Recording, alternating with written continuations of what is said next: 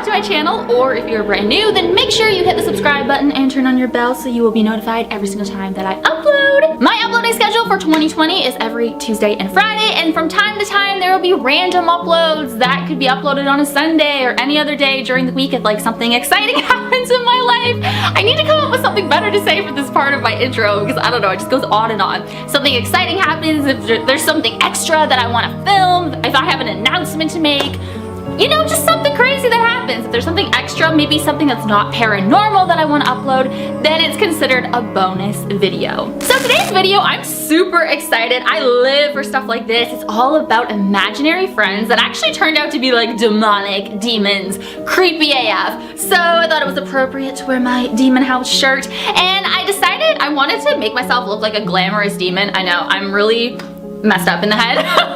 But if I was a demon, this is how I'd look. So I was like going for a demonic look, but like a glamorous demonic look. So Beauty Killer Jeffree Star, Kat Von D, and I got my gloss. If you watched my 3 a.m. makeup routine, I finally got my gloss. You guys like? So I feel like everybody at one point in their lives, especially being a child, that we've all had imaginary friends, or we've known someone who's had an imaginary friend. But are they imaginary? You know, I think it's kind of like 50-50. I think especially with children, it really depends. Like, I feel like children, or not children, I feel like adults, the parents really need to pay attention to what their kids are telling them. If there's like a creepy man standing in their room and that's their imaginary friend, I doubt that's really an imaginary friend. That right there is just dark and creepy, and I feel like that's not an imaginary friend. And I would be terrified if I had a kid and they were telling me that there's a man that stands at the foot of their bed every night and just talks to them. I'd be like, what?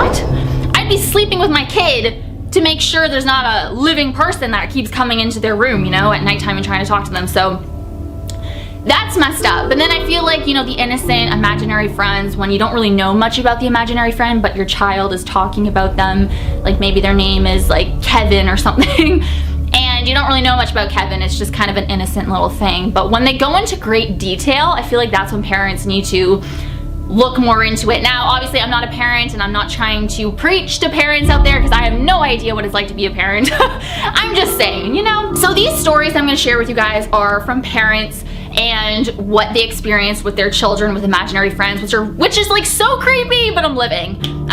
If I heard these stories in person, I'd be like, whoa, where is she? Where is that thing, you know?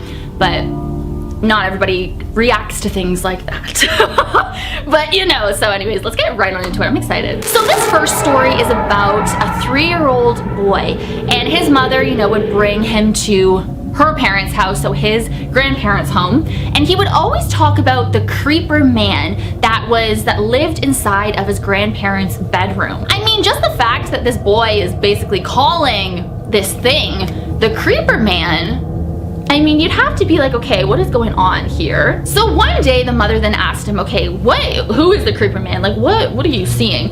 And the little boy replied with, oh, he doesn't have a face.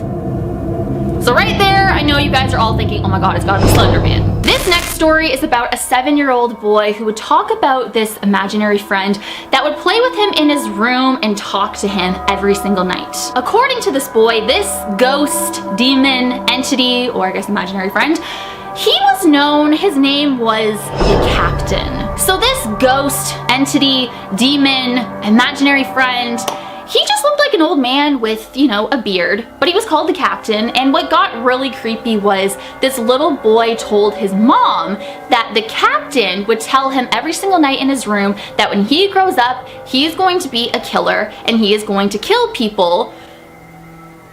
I'm not even gonna say it, but I got chills. Literally, that's gonna be like a new thing on my channel. The Captain would tell this poor, innocent, little 7-year-old boy that he's going to grow up and he's going to kill. And he's gonna kill people that the Captain wants him to kill. The little boy would then cry to the Captain saying, I don't wanna kill anybody, like that's wrong, I don't wanna do it. But the Captain would always say to the little boy, you have no choice, and one day you'll get used to killing people.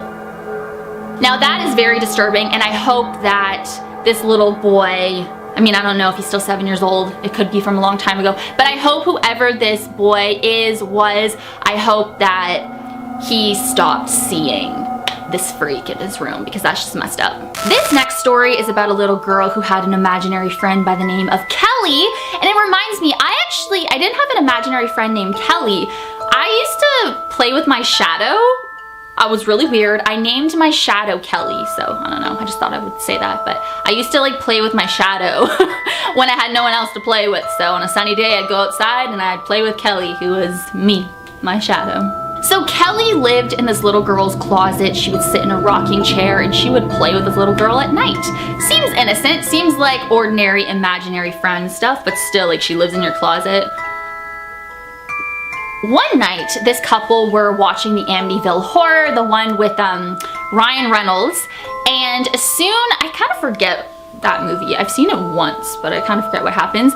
But the scene when the little dead girl comes out and she apparently has black eyes, that's when the little girl, their daughter, came out and said, "That girl looks like Kelly." And the parents were like, "Kelly who?" And the girl was like, "You know, Kelly, the dead girl that lives in my closet." This next story, I think, is really creepy, but at the same time, I kind of think this is actually an imaginary friend, but it's just like a very elaborate, crazy story. So there was a boy who had an imaginary friend by the name of Roger, and he lived under a coffee table.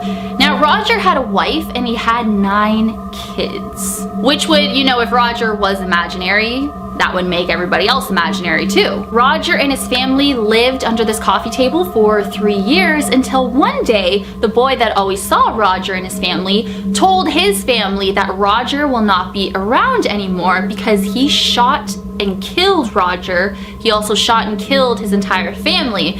And apparently when he was telling his family this, that he did this, that he committed this crime, he had no remorse. He genuinely had no remorse, but of course he didn't actually kill a living person. And I think that is what freaked out the family, like, what? You know, but this kid was very little. Kids have a huge imagination, you know, which I'm trying to like get my point across.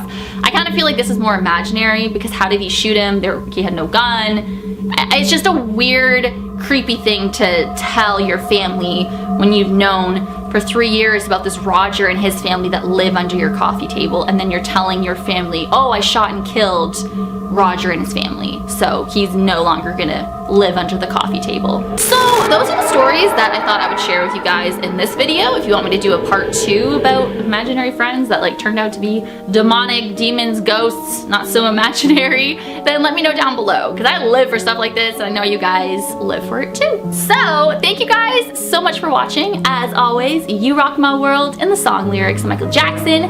Hashtag team Britty44, hashtag but with the friends. Hey! And I will see you guys in my next video, and I hope that you have an amazing weekend. Make sure you follow me on Instagram at BrittanyCrab44. I am about to go on the craziest paranormal investigation. I am so freaking excited. I leave on Sunday. And if you follow me on Instagram and you follow my stories, and probably I'm gonna be posting a lot of pictures in my feed, you guys will know where I am. It's gonna be the craziest Britty44's fear yet, so we're filming it all next week, and the episodes won't be up until March, but I am ready. I'm excited. I'm really trying to like catch up on my sleep and trying to like mentally prepare myself, but I'm ready. I'm excited. I got cute outfits too.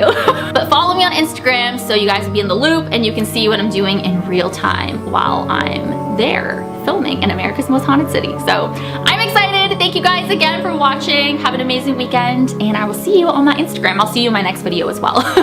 Bye.